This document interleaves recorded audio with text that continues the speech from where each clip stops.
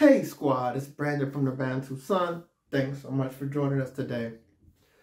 I wanted to hop in a conversation that I've been seeing going around an escalation of tensions with China.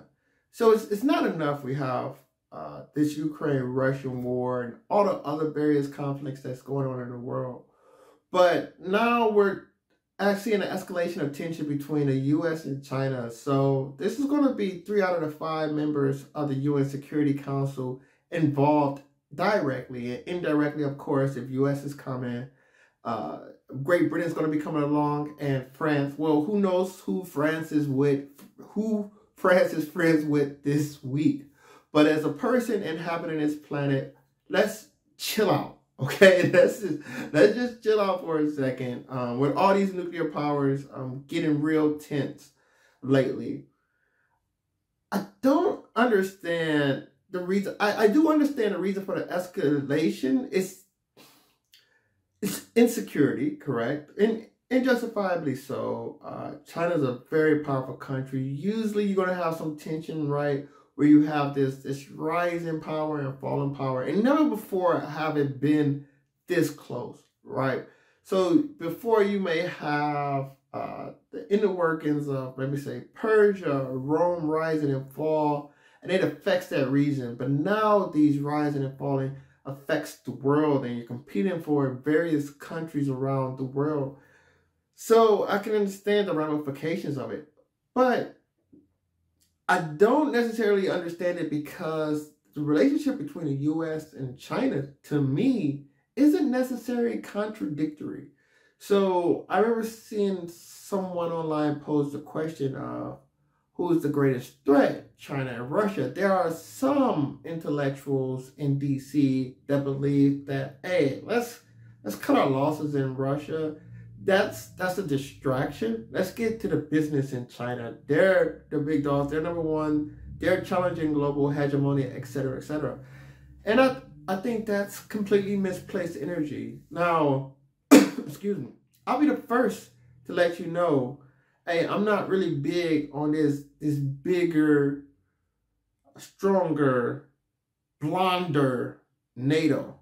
Which will happen if you got a Ukraine in. And who knows if they was able to flip a Russia. I think NATO has a place in this world. I think its original formation around hemispheric defense was well placed, protecting the outer edges of countries. I think integrations of countries such as Morocco and Liberia, who have closer ties with the West, and share that Atlantic realm, will be way more well placed by continuously itching deeper and deeper into Europe in a contentious matter, because that's what NATO is, right?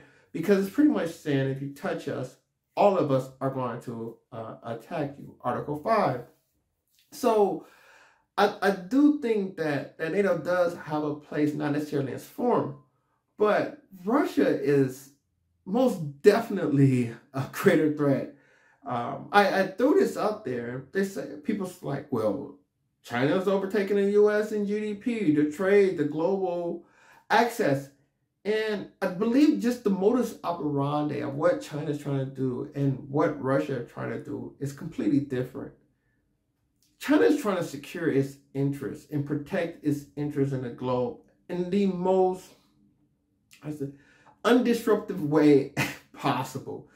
It wants to go out there and make sure that it's not interrupting business. That's why they're going out there. They're trying to play peacemaker. They want business as normal because on the current trajectory, they're set to do well. And they're not footing the bill for this trajectory, I mind you. America's footing this bill. America's buying the Chinese exports. Because remember, that's how China came onto the stage, selling to the West. Saying, look, we can be your workshop. Give us access to your markets. It wasn't necessarily a natural growth. The idea was fast forward through exports and then slowly develop our internal market until we're strong enough. So that was kind of the deal. And they're still on that way. And they've been getting stronger and stronger and stronger, of course, which any industrious group of people will do. But the Chinese are not necessarily into this whole colonies and world domination type things like the West, it has a tendency to do. If you look at Russia in the Cold War, placing missiles in Cuba, U.S. placing missiles in Turkey, Russia sending guns down to Africa and resistance war. That was a whole split. And for those that remember or know, the whole split was between China and Russia. Remember, both of these were communist countries. As their philosophy was completely different. Russia, or the Soviet Union at the time, was all into the second world global acquisition type of model, where China was more about taking care of home, taking care of your people, etc. So China opened up to the world, sided with the U.S., the capitalists in this triumvirate between Soviet Union, China, and the United States, and they sided with the U.S. They didn't side with the Soviet Union at the time. So it's really no love lost there. And if I remember correctly, the Europeans wanted to partition China. It was America that said, no, let's keep China as whole as possible. So China and America's interests, especially because of that distance of that vast Pacific Ocean, it really haven't been me or you. Whereas Russia and America, they're competing for the same dirt in Europe. When Nord Stream blows up, the Western Norwegian pipeline goes through, right?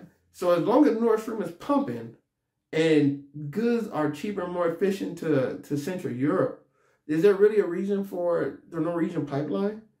They're occupying the same space here, and that's the problem. Whereas I think China and U.S., they can coexist.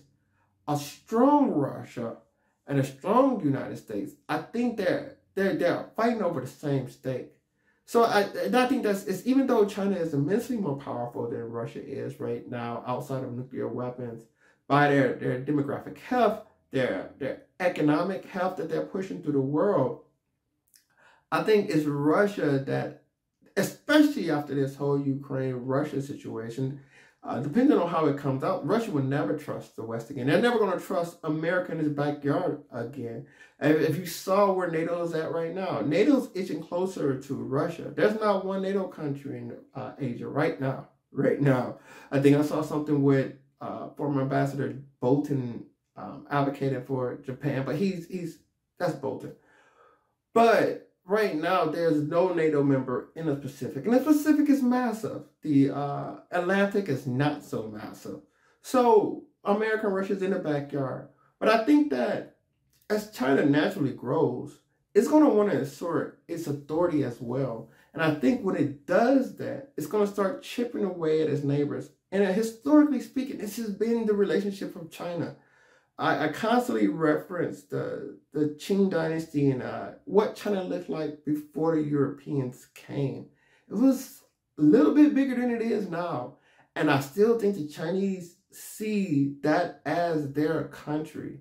It includes pieces of Southeast Asia, pieces of Northeast India, pieces of Southeast Russia.